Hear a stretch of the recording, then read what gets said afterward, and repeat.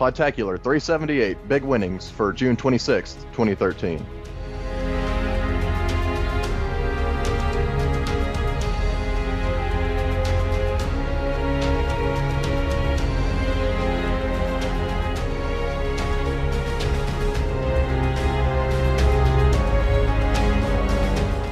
Hello, ladies and gentlemen. Welcome to Podtacular, the unofficial Halo Universe podcast. I'm your host, Duststorm.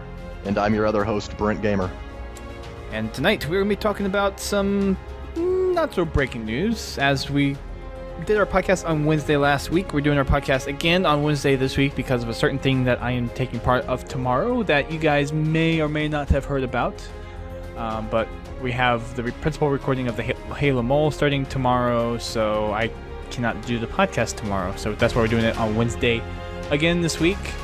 We are starting a little bit later, hoping to see the Waypoint Bulletin come out for this week while we're recording, and that way we can kind of just shove it in the end. If not, we will be covering it again next week. We'll probably do an intermediate show like on Monday or so, and then we will be returning to our Thursday regular podcast. And Brent and I will actually both be in Austin, Texas next week for RTX, so we'll actually have a show recorded together in the same room. Sweet. For next week's show. Live and on location. Yeah, we might even do live video. Oh man, that'd be great. We'll see if we get that far, but if we do, it will be a special treat that you guys will not want to miss for the live show. Yes. We may make it available afterwards as well. I don't know. It's something that if we decide to do it, well, we'll let you guys know for sure. But again, we will be at RTX next weekend for the 5th through the 7th is when the actual event is. I get in on Wednesday. I get in on the 3rd. Brent is either there on the 3rd or the 4th, and then I leave Monday. So it's going to be lots of good fun times. Lots of cool things are going to be happening at RTX. One of those things, of course, is my podcasting panel, which is going to be on Sunday at 4 p.m. Central Time. And this is new, I believe, from the last time we actually had the show, but all the panels from RTX are going to be live streamed. So my podcasting panel is going to be one of those. So awesome. 5 p.m. Eastern Time or 2 p.m. Pacific Time or 4 p.m. Central Time if you're there. On Sunday, July 7th is when my podcasting panel is going to be done and live streamed. And of course, if you can't watch and if you can't make it there, we will be posting the audio version as a special or as a podcast show on our website. So you can get it there as well. So you won't be missing a beat from all that stuff. But it'll be fun. I'm excited. Oh, yes. You excited, Brent? I'm extremely excited. I'm ready to go. What's kind of the big thing that you're looking forward to at RTX? Gonna try to say hello to Jen Taylor. Gonna try to save up some energy for that, maybe, possibly, if the opportunity presents itself. I'll be like, you're Jen Taylor. You're Shishka. Yeah. Remember that? You're Cortana. Yeah. Are you going to throw out the dating sim suggestion? Maybe. I mean, she would obviously have to do some voices on there. Who wouldn't want to date Catherine Halsey? I mean, come on. Come on. After what she kind of has perceived to be done in the end of Spartan Ops, I think there's some people that might think that she's kind of a bastard. Yeah, that's what I'm saying. That's hot. That's kinky.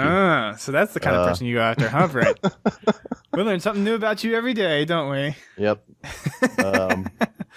So yeah, I'm ready. People can finally experience my boyish charm in real life. So Yay. Look forward to that at RTX. Yeah. Lots of cool things. I'm just excited. I'm ready. I think we're all ready. Although I'm still a little nervous because even though I've been on the panel before, this is going to be my first one of actually coordinating it and making sure that everything flows right. So there's definitely some nervousness going on there for the panel.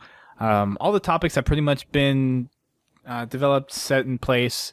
The only thing that really needs to go down now is getting the slides done, getting all the presentation bits in order. Have a couple more staff meetings for all the panelists that are on there. And other than that, it's going to be good to go. As far as the panelists that are going to be on there, for those who don't know, that haven't been listening to the last couple shows, or haven't been paying attention to Twitter, there is Goose Cheka from Griffball Hub. She is the community manager and one of the podcast hosts for the Griffball Hubcast. There is Jonathan Cerna, or Roadblock, from the Glib Shark podcast that was formerly known as Late Night Jenga Jam, which is a Rooster Teeth community-based podcast.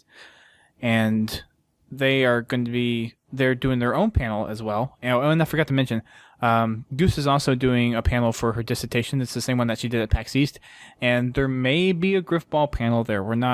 She's not sure which panels of hers actually got approved, or I actually haven't looked at the schedule to look through everything. I just know that mine's up there. Sorry, Goose, if you're listening to this. I haven't looked through the schedule completely. Someone in the stream can go and verify. That'd be awesome. And then there is Lindsay Tuggy from Rooster Teeth. She is one of the audio and podcast engineers for the Rooster Teeth podcast and the recently added The Patch podcast from Rooster Teeth. So she's going to be on there as well. So we have quite a few different people representing different aspects of gaming podcasting. So it's going to be really, really fun. Since all of us are involved with the podcasting, all of the talk is going to be pretty much easygoing. The conversation is going to be good, fun, engaging. The only thing is making sure we don't go over too much and making sure that we leave room for questions. Right. Well, I mean, Q&A is the most important part of a panel. I found that that's where the action is. Like, the panels are usually good, but then the funny stuff happens in the question and answer section. Yeah.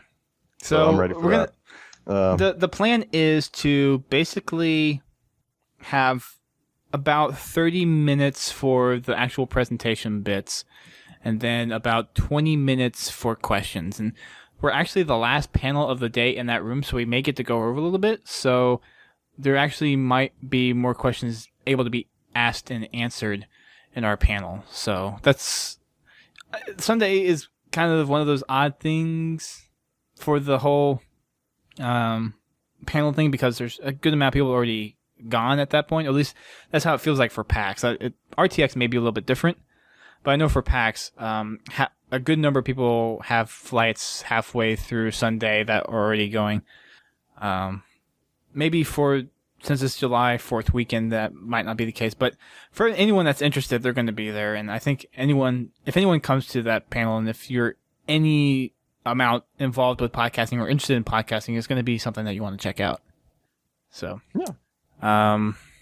But yeah, I have Lindsay's official title here. She's the head producer and audio producer for the Rooster Teeth podcast and The Patch. That is her official title. So, what is my official title on the show? You are co-host of Podtacular.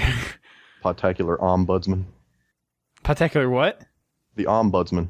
The Ombudsman? The Ombudsman. It's the dude at a newspaper or news outlet that acts as an arbiter between the newspaper and its readers or listeners or whatever. Wow. It's an odd job, yeah. But it exists. You just pulled it's a real thing. You just pulled lingo on all of us here. Okay. Alrighty. So that's going to be happening at RTX. There's also some other stuff that's going to be happening at RTX that was talked about in last week's bulletin, and that is the biggest Halo 4 tournament ever. Ever. Yay! So there is going to be preliminaries, qualifiers at RTX this year.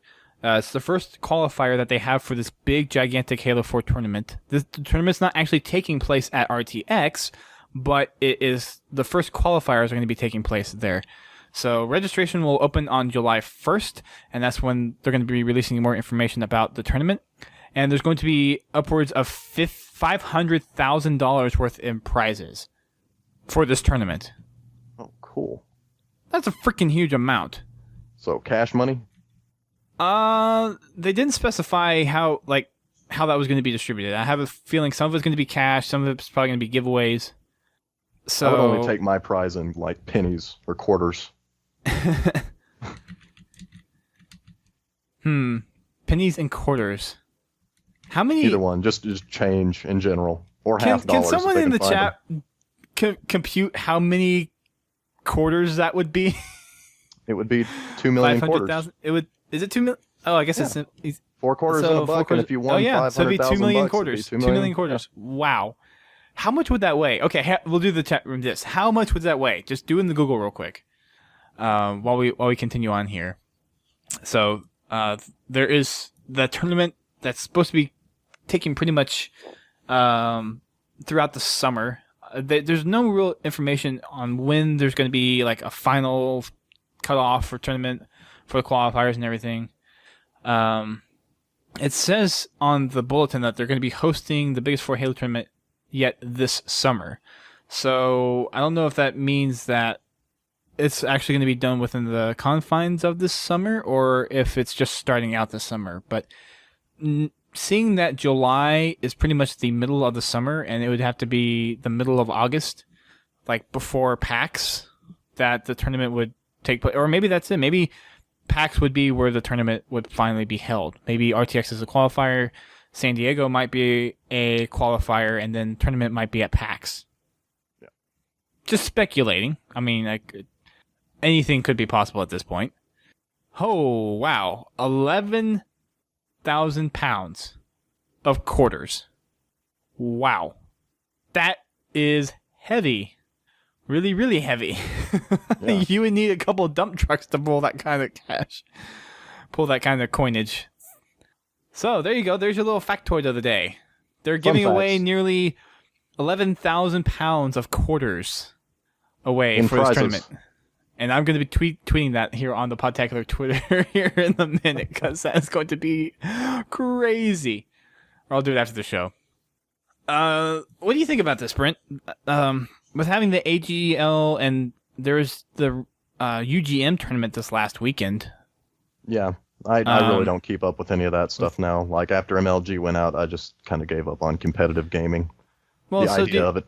Do you think that competitive gaming should be done in the style where the developers are heavily involved, like 343 is trying to do with this one, or do you think it still needs, like, communities like AGL are still kind of the premier leagues for Halo tournaments? Because I feel that there's definitely certain benefits to having like a league like AGL, because you have ladders, you have rankings, you have all this stuff that really goes into how does the competitive team really rank up and establish themselves over time, where this tournament is more like a one-time deal tournament. Yeah, but I think that there should be a centralized gaming, league or circuit or some kind of competitive gaming community that has heavy support from the developers. That's my belief. I don't think the two have to be mutually exclusive. I think the developers can be engaged in that community while still, not necessarily hosting the tournaments themselves, having the community do that. It's just interesting because we have seen 343 support AGL. I think the first tournament that 343 actually put up the little logo in the thing that whenever you launch Halo, it comes up, was for AGL 5, and they've been doing that ever since.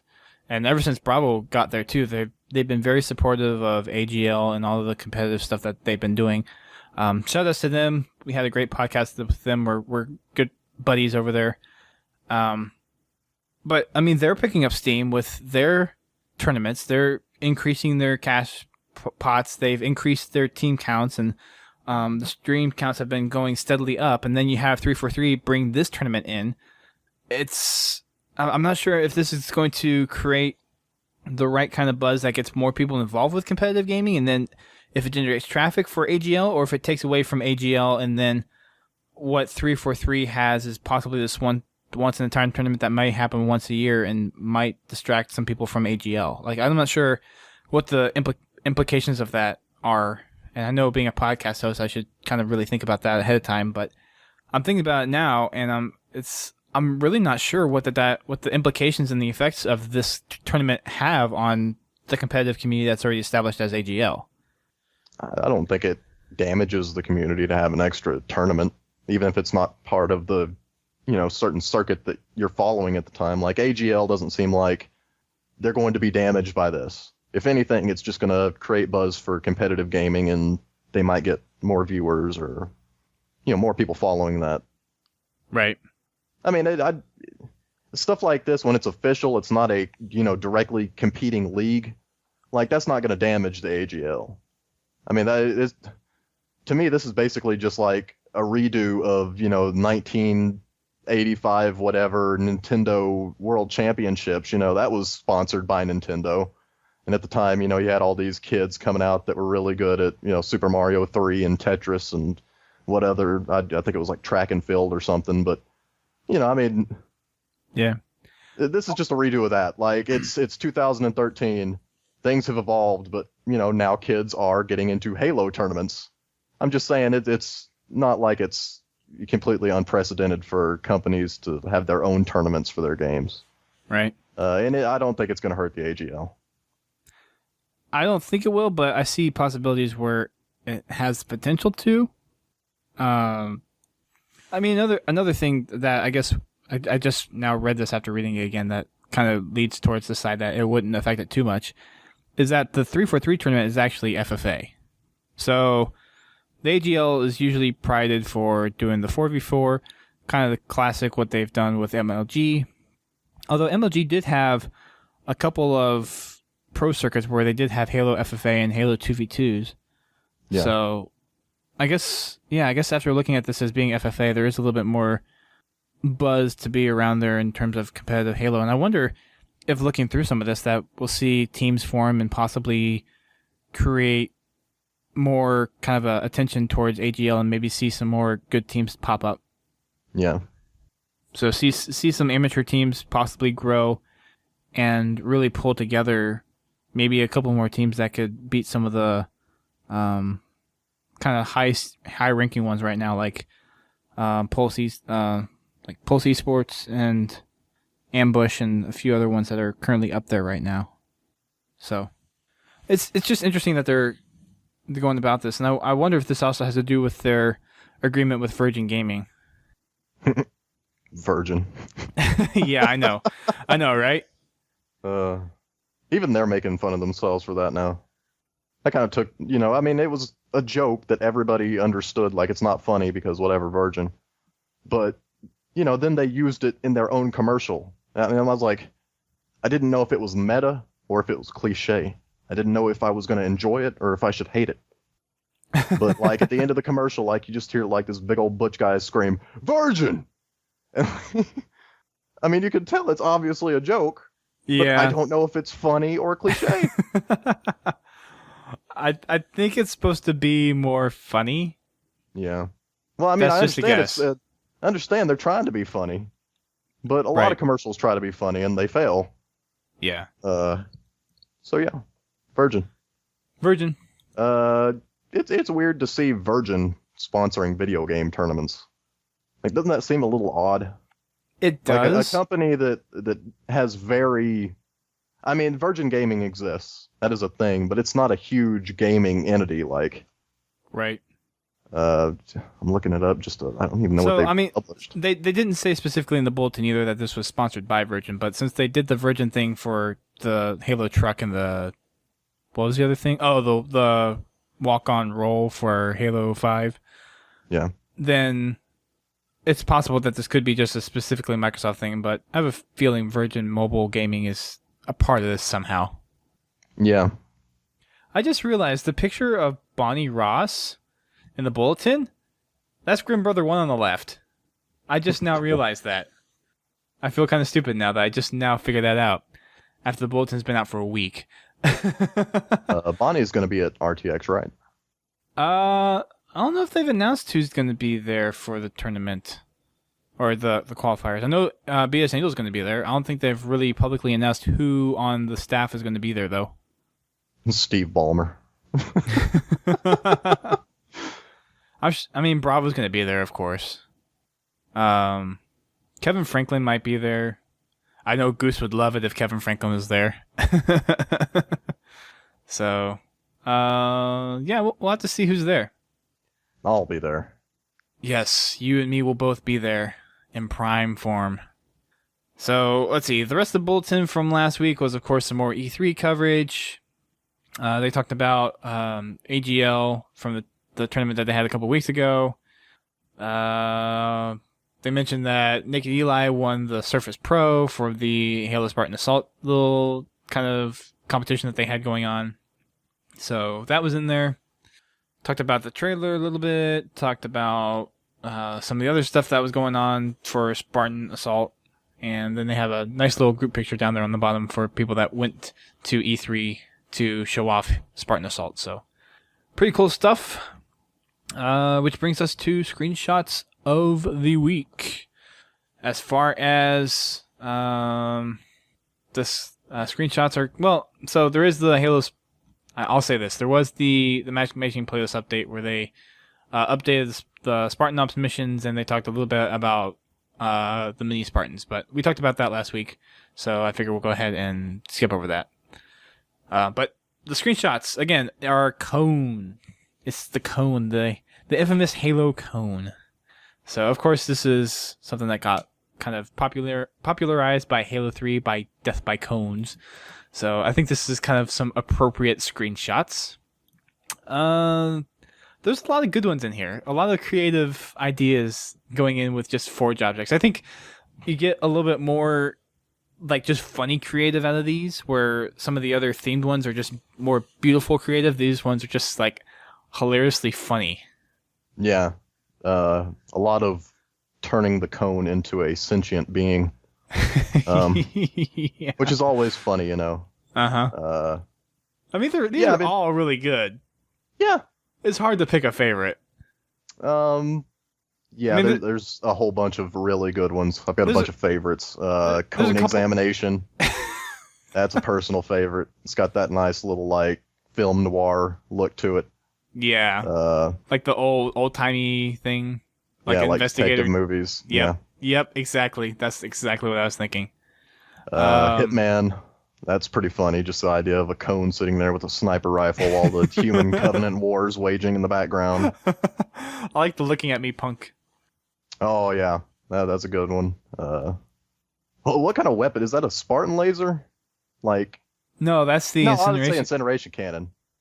Yeah, that's the incineration cannon. Yeah, I don't know what I was thinking. I thought like they had glitched a whole bunch of Spartan lasers together. I like this won't work. The one with all the cones, like arrows coming in. Yeah, that's funny. Angry Cone Man, we've actually seen that from like Halo Reach and Halo 3 screenshots. Yep. Unstoppable is kind of funny. Oh yeah. Just I can't tell what it's supposed to be. Like the idea of like a cone shooting out. The cone's traveling and it's the laser behind it. Yeah. Yeah. Yeah. So these are all pretty funny. So good job, community. Yep. A bad password has 2 of them in here. Wow. Very interesting. Good job, bad password. All right. So moving on to some other news. We actually talked about the removal or the reversal on the DRM decision that Microsoft had from last week. Some of you guys actually wrote in from the comments, and I know we do these on a rare occasion, but we're going to read some of the comments that you guys had on our last podcast. So there was some information that came out after the whole reversal on the DRM that kind of takes away from some of the glory that I kind of preached to last week and makes the DRM thing maybe not as bright and pretty as we originally thought. So apparently the whole family share plan thing was something that wasn't supposed to last forever, and supposedly the people that you shared it with could only play the games for like 45 minutes to an hour for free, and then they would actually have to go buy it. So if you guys wrote in and it's like, this isn't exactly what happened, it's supposed to happen. There are downsides to the system. So they did come out. There's been so many different pay spins from Microsoft now. It's like they're just gonna probably keep putting more out until the console is finally out. Do you know what I want from an Xbox? What? I want something that I can hook up to my television and play video games with. That's it. Where I can just sit down with a controller and play video games. So you can do that. It looks slightly better than last generation. That's it. So you can do that. It's just you have all this other extra stuff that's going on. Yeah. But I don't care about all the extra stuff, like all the Kinect stuff, all the, like, it's great to innovate. Like, all that stuff's fantastic. I found that most developers never get around to actually using that stuff as creatively as they probably could, just because doing things creatively, entails risk, and a lot of video game publishers are extremely risk averse. But, Right. Just give me a system, where I have all my friends. I mean, I'm already on Xbox Live. All my friends are on Xbox Live. Like, all I asked for from the new generation of consoles is just slightly better graphics and, shorter load times and more memory. That's it. Like, just run better. Well, so we definitely had the conversations during the Xbox reveal thing where we kind of had the idea that if there was a way to make the console just come out where you had the gaming platform only without all the extra features, without the Windows 8 side of things, that might be a interesting alternative to how some of the stuff would actually work for Xbox, and might open up to a little bit more acceptance from the gamer market, and also not including Kinect in the console, because we all know that puts an extra $100 or so on the console, and if the Kinect wasn't there, it'd be $399, it'd be the same price as the PlayStation. A lot of people would still stay on the Xbox. So I feel that whole Kinect thing is yeah. I don't understand Kinect. I don't understand why they feel they need to put it on the console. Like, do they feel like they spent all of that money, like, on the original Kinect, and it didn't do as well as they thought it would? But now they've spent all this money, and they've got this new technology that, I mean, it's just sitting there. So I guess they feel like they have to get their money back. Like, but then that doesn't make any sense, because it doesn't make sense to just add an extra cost onto your console. One of the big selling points is that the PS4 is, objectively more powerful than the Xbox One, and it's $100 cheaper. So, I mean, I would rather have a console out there that's, $100 cheaper and doesn't use Kinect. And, instead, maybe you get the developers to focus on the cloud, processing aspect of that console. That was supposed to be the big sell, right? Like, because it's connected to the internet, the power of the cloud makes your games, 20 times better. Right. Sometimes they teamed up with NASA and they were able to track like 300,000 unique asteroids with an Xbox One, just weird stuff like that. If you're going to kind of tout the cloud computing as the big deal, why would you put a Kinect on there? What's the point? It's mostly, I think, they're just trying to push the platform. They're trying to push a lot of the integrated features. I was listening to a short excerpt from another podcast that I subscribe to, basically saying they're trying to enrich the experience by making everything where you don't have to necessarily be using the controller for everything. So turning on your Xbox with just your voice, having the Xbox recognize you without you having to do anything, without you having to physically sign into anything, which for a lot of people is kind of scary. And I mean, me working in the kind of the security field in a way, that's a little freaky to me too. I think it's interesting to have that option there, but I think that people need to be able to choose whether or not they want to connect. It's a peripheral. It's not an integrated feature, or it doesn't need to be an integrated feature. Well, it is now. Yeah. So, Still Chewy over from Ready Up Live has actually come back and said that what we did talk about last week was actually true.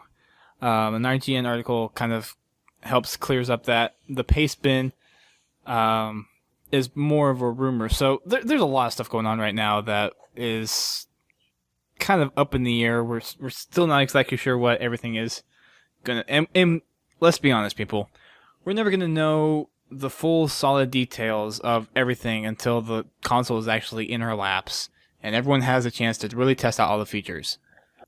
I mean, there's lots of stuff. I mean, there's anonymous paste bin stuff that's been going on from Microsoft for a while now. And I guess this is just one of those other ones that it's just highly not, I guess, from reading from the IGN article that I briefly looked over, not highly likely. Having the demo mode to be just 45 minutes. So again, I guess that means we don't know the full story. Depending on what Xbox actually does in the end, whether they go back to the DRM solution, because there's some people out there that think it's just going to be time before Microsoft slowly eases back into that. It might be something where they just pulled back on the gun and then they're going to try to ease people back into the idea that what they had as an idea for the whole DRM system is actually not such a bad thing. So that's going to be something that's really something to just watch out for while all this console war stuff's going on. Yeah. Well, it seems like the Twitch chat honestly, is... sorry, they seem excited about Kinect. They're ready for Kinect. I mean, I personally don't mind. Here's the thing about Kinect. It's just there for me. It doesn't improve experiences for me. But for people that are on a budget, why charge them $100 extra to get this one thing that they may not even use? I think the argument in the Twitch chat was that everything you buy has things you don't use on it. But that's the point, is that, like, if I got a choice between things, I tend to buy the things that have features that I want to use. Right. I mean, this isn't a feature. I mean, it's like when I bought my HDTV, I didn't buy a smart TV because I already have my Xbox. I mean, the option's there, but there's still other TVs out there that don't have the smart TV stuff that I don't need. I just think that it would appeal to more people if there was an Xbox One console that didn't have the Kinect. I think a lot more people would kind of adopt it early on. And sure, leave the Xbox One with the $500 price tag on it with the Kinect. People that want the Kinect and want the full-fledged features are going to get that version, but if they don't want the Kinect, give them a limited experience. Maybe part of the enticement to buy the full system would be some of the features that we showed off you're not going to get unless you get Kinect. Like a lot of the ESPN stuff. Maybe you have to have Kinect for a lot of the ESPN stuff, because I know a lot of people would use that kind of integration. Yeah, but the problem is if you start locking people out of features, assuming that situation came to fruition, like, if you lock people out of features for no reason other than, you don't got Kinect, then you're going to have a community that's real mad about... I mean, if it's necessary, if it's logically necessary for whatever it is application, then you got to lock people out, because if they don't got Kinect, it just wouldn't work. Like, that makes sense. But for stuff like ESPN, which you could totally just do with a controller, like, locking people out of that just because they don't have a Kinect would make people angry. Like, it would piss off the people that didn't pay the extra $100 or whatever. But see, for me, I would have an Xbox in my room. I would turn the Kinect off, because there's supposed to be the ability to, like, pause the sensor or turn it off, and it would always be off. I would never use it, because I do go most of my gaming in my bedroom, and I'm not going to be doing any Kinect stuff in my bedroom. You're not going to be dancing. Dance Central. I'm not going to be dancing. I'm not going to probably be using voice commands. I'm probably going to be using it exactly the way I use my Xbox now, with the controller and with Smart Glass. You don't know that. You don't know what it's going to be like in the future, bro. But I'm the target audience. They should care. Here's the thing, like it. And what about, like, I always take my Xbox everywhere. I take my Xbox everywhere I go on all my trips. So it's another thing I have to stick in my bag that takes up space. Like Chucky J has said that Kinect is superb technology that'll enable new ways to play games. Like, yeah, possibly, maybe. I mean, they've had the Kinect out now, and I realize it's not the same as Kinect 2.0. But Kinect came out, and I mean, the best game I can think of, I've never played any Kinect games, so I don't know. But, the game that got the most critical acclaim was Dance Central. And that's fine. That's a very appropriate game for using the Kinect. But and Child of Eden. For me, like, that was it. For me, most of the games I play are first-person shooters. I don't need a Kinect for a first-person shooter. I mean, yeah, given squad commands and everything with the Kinect, yeah, there are interesting features that you could add to the game if you had a Kinect. But it doesn't hinder me from playing the game if I don't have a Kinect. That's the big thing.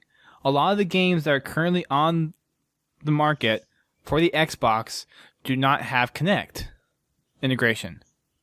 And they don't need to either. Yeah, it'd be nice to throw some extras in there if you manage to have a Kinect. Like for Halo CE Anniversary, if you had Kinect, you could do the analysis mode. You could do the thunderstorm grenade. You could do a couple of those extra things. But it's not necessary to enjoy the game. It's just a couple little added extras that if people want to use that experience, they can. But you shouldn't be limited to the fact that if you're not going to be using Kinect as a main part of your game experience, you shouldn't have to need to freaking buy one. It's a freaking peripheral, for goodness sakes. It's like one of the steering wheels or a guitar. It's a peripheral. It shouldn't be mandatory with the console. They should have taken that money and bought Nintendo. Like, they should just go to Daddy and be like, Microsoft, we need a whole bunch of money, and just buy out Nintendo like one time. Then you merge the two brands. You turn Xbox and Nintendo into some sort of new thing. Super Smash Brothers with Master Chief in it. Yeah, that's the problem, is then you have all this weird brand collusion that doesn't work. Like, all those Nintendo brands have very artistic and thematic, resemblance to each other. They're all similar in certain ways. They're all cute, kind of, and family friendly. And then you got the Xbox mainstays like Master Chief and Marcus Phoenix. And, that's all very adult content. So I don't feel like that would be the Smash Bros. I would want. I don't feel like... I mean, and that's the thing, too, is like, I didn't like the idea of Solid Snake being in Smash Bros. Because it doesn't make sense thematically. Even though that game is just a hodgepodge of different themes, they're all based around Nintendo games, which had their, like I said earlier, that kind of cute aspect to it, and it just wouldn't work. I mean, that's the problem I have with, that PlayStation All-Stars or whatever. They tried to do their own take on Smash Bros, and it didn't do insanely well, just because there's not a whole lot of thematic kind of, I don't know how to explain it. All of the Nintendo brands feel like Nintendo products, but a lot of Sony products are different. You know what I'm saying? Yeah, like Crash Bandicoot and Solid Snake are about like night and day opposite of each other. But I think it's because Nintendo relies. I think it's because Nintendo relies so much on those first-party titles, and they have their own corner of the market. Nintendo's not really in the same competitive window as Sony and Microsoft are. No. And they like it that way, too. They like the fact that they can just coast on that nostalgia for decades. Yeah. And it works. Like, it's not terrible. Like, all the stuff they put out is really high quality, extremely well polished. It's just not new. It's the stuff you've been playing for, like, well, not necessarily. There are some innovative Nintendo games out there. Like, Super Mario Galaxy is completely different from any 3D Mario game up to that point. And personally, I wish they'd go back and, make something in that vein instead of the stupid 2D side-scrollers they're making nowadays. Yeah. Yeah. Like, you either love Nintendo or you just hate them. Like, generally, there's not a lot of, in between there. Right. So, Chewy brought up an interesting point in the chat where it's not really a peripheral anymore, and I get that on a certain level, but we're still at the point where Kinect is new to the experience, and it's not something that is required to enjoy a lot of the experiences. And yes, I know that a lot of developers have been expecting that the new Xbox is going to be shipping with Kinect, but that doesn't mean that the core experience isn't going to be using Kinect. I'm sure Halo does not have a requirement that I have to use Kinect at somewhere in the campaign in order to complete the campaign.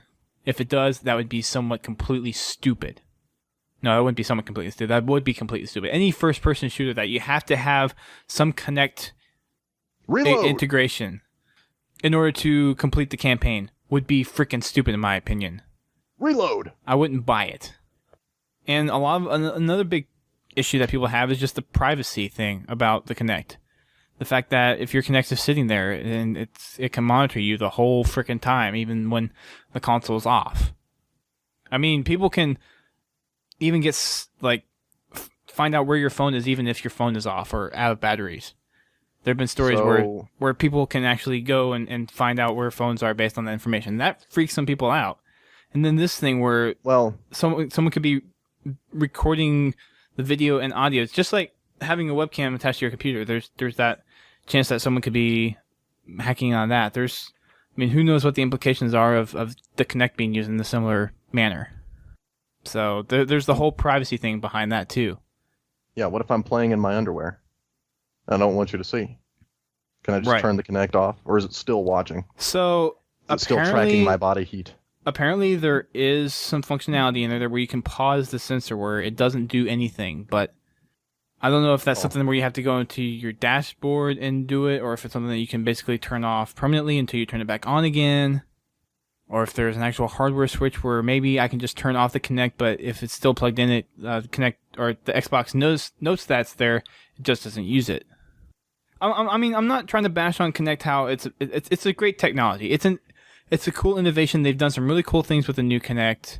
I'm still buying an Xbox One, even despite having to have the Kinect. But I think the requirement to have Kinect, in my opinion, is stupid. They just want to watch you, Dusty. That's it. They just want to know. That's creepy. That's a little creepy. That's. I mean, they're not asking a whole lot. They just want to watch you. They just want to see you.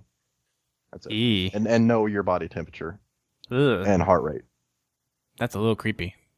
That's like what's that movie? It's not quite Minority Report. I don't remember what. There's a movie along those lines. I think I can't think of it at the moment. Oh gosh.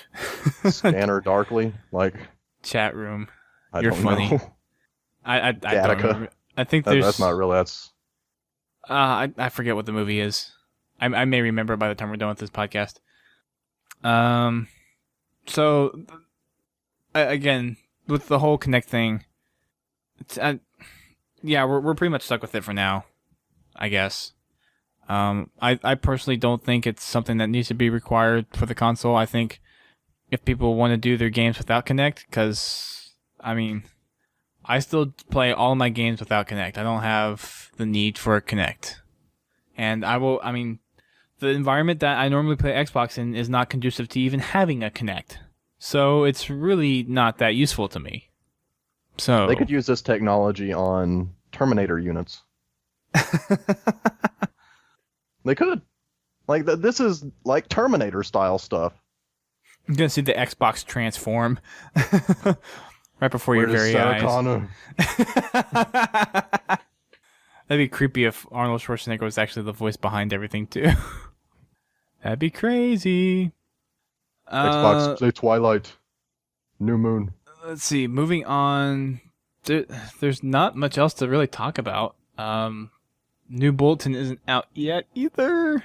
So, that pretty much wraps it up for us tonight. Short show for us.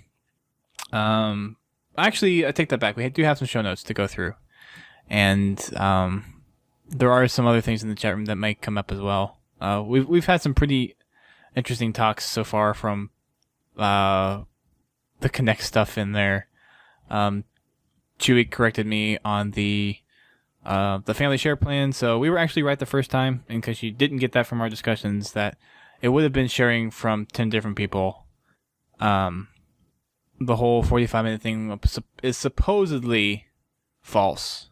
Now, there's still lots of rumors going around, so anything is technically possible. So, again, that just reinforces it to everyone. Just take what you hear with a grain of salt, especially from anonymous posters. But most of the stuff that we've seen from Pastebin has been anonymous. Even the stuff that was talking about how the new DRM was mostly like Steam, which, in my opinion, is a good thing. So, a lot of this stuff isn't going to be really nailed down until the consoles are really close to being released anyways.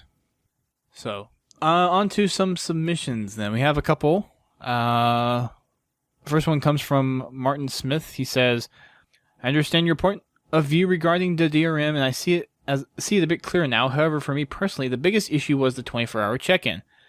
Don't forget that the majority of the world may have internet, but unfortunately, it is not that reliable. The concepts that are pushing with DRM would have only worked if the 24-hour sign-in was in place. They were better to...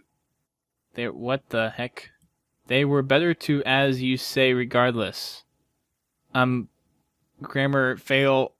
Yeah, I probably should have went in and edited these, but I didn't. I didn't ask you to, so my bad. I forgot. I mean, they looked all right They were, when I just kind of skimmed over. Like, I think. looks. Yeah, I mean they looked okay. Then exclude half of their customer base. The concepts they were pushing with DRM would have only worked if the 21st sign-in was in place. They were better too, as you say, regardless, than exclude half of their customer base. They were better too, as you say, regress. Oh. They were regressing. Oh, okay, there's commas in there. Yeah. They were better to, as you say, regress, than exclude half of their customer base. Okay, commas. Helps. Grammar people. Thank you. They were better to, as you say, regress, than exclude half of their customer base. Now they can go forward on an even keel as PlayStation and push their exclusives to get them through. Let's face it, people who would have used the DRM features would have been by far the minority now, but not excluding the majority die to its limitations. The sky is the limit. Another grammar fail.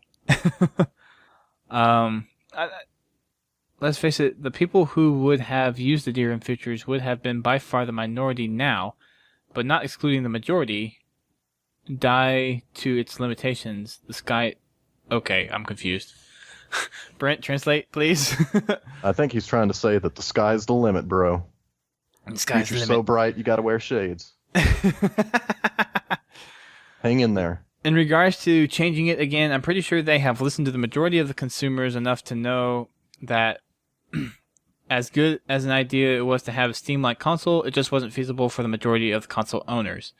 This is just my opinion, but I say at least they finally listened to the consumer. Thanks, guys, for keeping up the good work. So, there's still some debate on whether or not this was the majority. It likely is the majority. But I think if people honestly gave Microsoft time, a lot of this stuff would have boiled down. And there are some people out there that I've listened to, some highly respected people in terms of like gaming podcasts, where they're going to possibly reintroduce some of these ideas that they had with the DRM system back in and slowly kind of push them back into people's hands. So as far as changing back, it's definitely a good idea not to exclude half the consumer base. I don't know if it would have been necessarily half if they had actually delivered it properly. I think a big part of this is still that PR did not do a good job actually explaining to people what the system was actually capable of doing and what it did.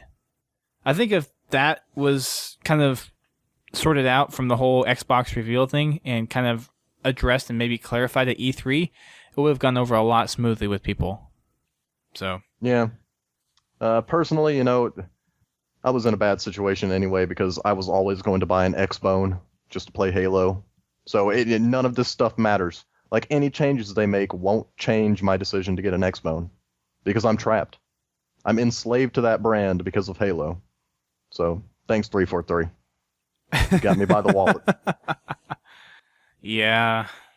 But a lot of people that follow Halo, though, are more of a Bungie follower, and they may be more willing to ditch Halo and go to the PlayStation platform because Destiny's going to be over there. Yeah, but they don't host a Halo podcast either.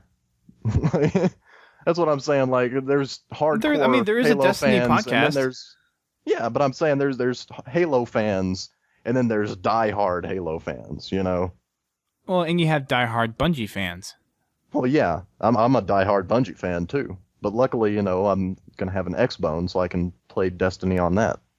It won't be an issue. I mean, Bungie's trying to convince Sony fanboys and Sony users, not even just fanboys, but just the PlayStation brand, that they are indeed multi-platform now. They're not beholden to Microsoft. And to me, all of this PS3 stuff being on Destiny first or whatever, like, that's just an olive branch, a peace offering in a way, just saying we are our own studio now. We're not Microsoft people anymore. We're gaming people. Right. So I still expect, Bungie to support Microsoft's console just as much as they do Sony's. Oh, they will. They will. I have a feeling there's going to be exclusives on both sides. So they're not completely just dropping Xbox. I mean, they're fully supporting it. I think another thing of it is just Activision is probably pushing Bungie to show more stuff on the PlayStation side of things than Microsoft, which is fine. I mean, Halo fans don't have a problem with that. I mean, Halo fans are really excited to see Bungie, even if it's on Sony soil. I mean, it's not like we're completely opposed to Sony either. It's just the game that we love and enjoy is on Xbox, so that's what we typically play. Right. So I mean, I love Nintendo products. I mean, I'm a Nintendo fanboy just as much as I am a, Xbox fanboy. Right.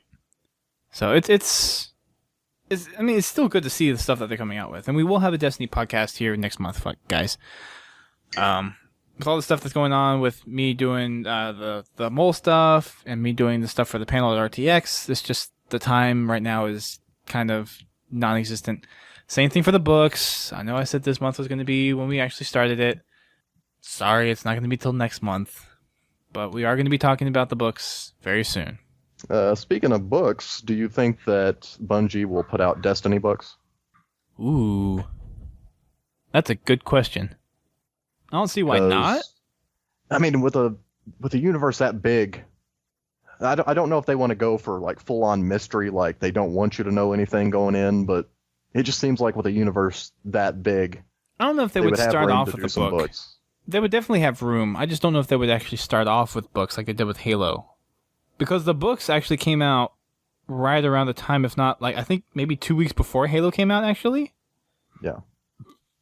So, I don't anticipate them doing anything with books before launch. Maybe after launch.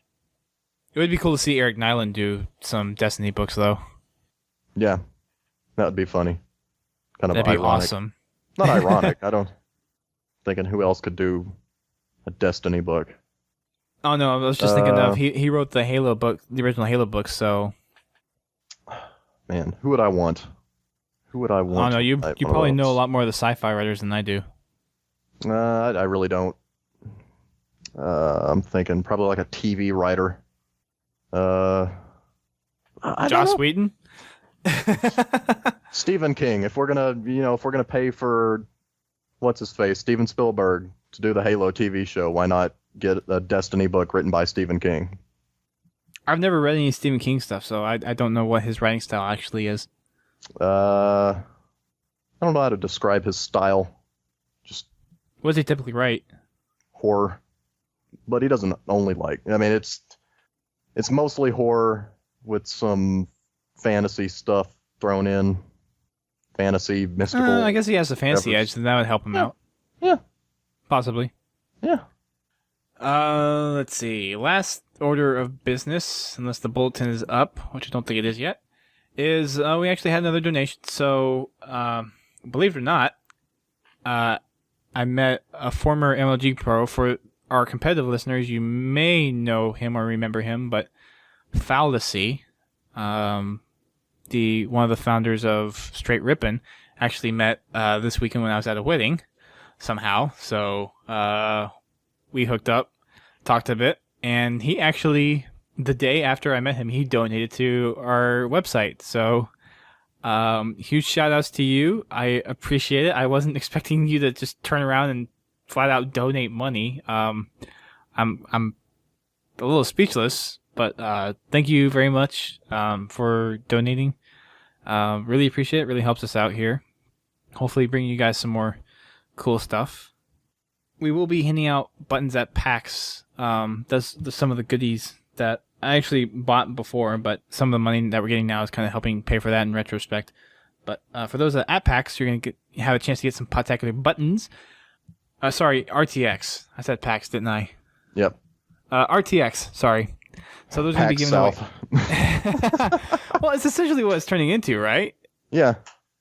I mean, as far as conventions go, it's not officially PAX, but with the kind of audience that it pulls together, it's pretty much a PAX South or PAX Central or whatever you want to call it. So yeah, I'm comfortable with saying it's PAX-ish. Yeah. But no, RTX. I'll be giving away some Podtacular buttons. So if you see me, come pull me aside, and I will be more than happy to give you a button. If there are any left, of course. There's only 30, so make sure you tag me really quick. Yeah. And I'll be getting some stuff. Personally stick it on you. I will take the pen and I will stab it into your skin. No. Ugh. Eek. I'll be on. We could start a blood drive up at RTX. Oh, gosh. I don't think so that's the way you actually run a blood drive, but I could be wrong. Like the parking lot of the Austin Convention Center, and it'd be great. There will be some swag to give away at PAX, though. Yeah. PAX again. No, I mean at PAX. Like I'm at PAX that time, so there will be more swag to give away at PAX. Oh yeah. So. That makes me mad. Still, Chewy says that Destiny is Pokemon for men, and personally, Pokemon is Pokemon for men. Yeah, I mean, you can't mess with Pokemon. I mean, Pokemon is it's Pokemon. It's for our generation. It's like crack for man babies. It's gaming crack for man babies. Oh boy. Well, that wraps it up for our show tonight, guys. Thank you very much for tuning in. We will be doing this again, probably Monday, to talk about this week's bulletin. So you'll get your fix there. And then we'll be picking up the normal schedule back up again next week. Also recording on Thursday. But that one will be special because it'll be me and Brent together in the same room. Yay! Doing it live, as always. So make sure you check that out again Thursday. Time may change because I'm not sure if there's going to be anything going on Thursday night. So we'll be playing that one by ear. But it will be Thursday. Just not sure when on Thursday.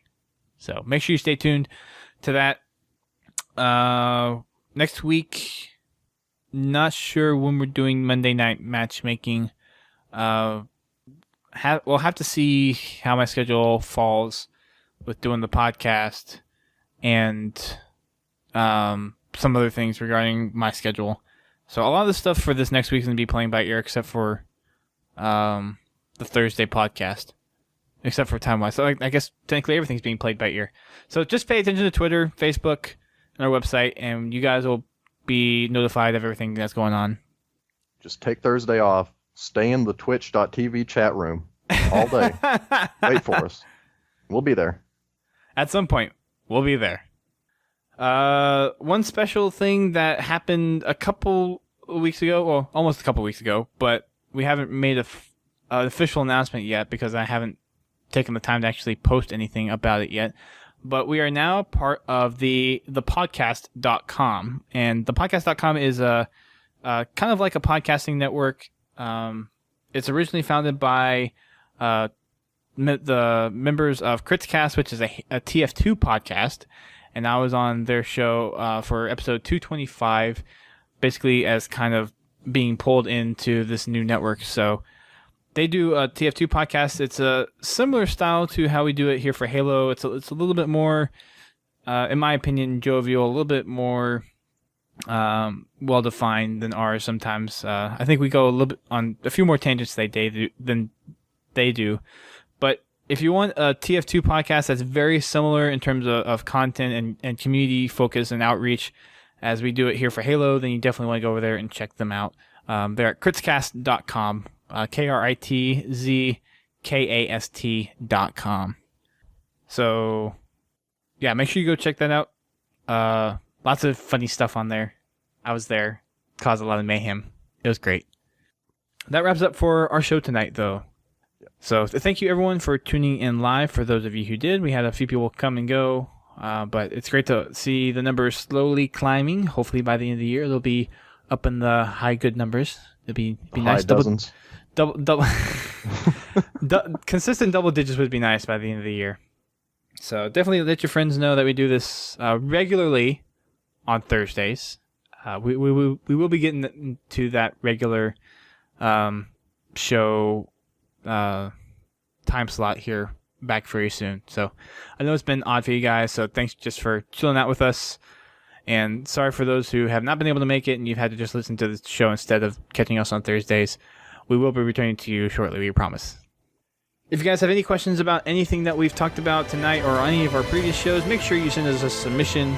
And you can send those to submissions@podtacular.com, or you can use the big green submit button on our homepage, podtacular.com.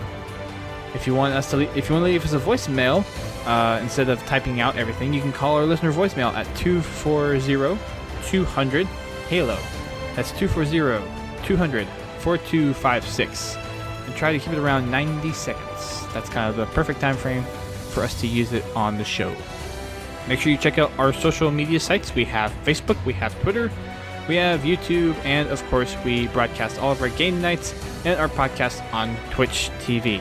So everything is pretty much /Podtacular except for YouTube, which is /PodTech.TV. So make sure you check us out in those places.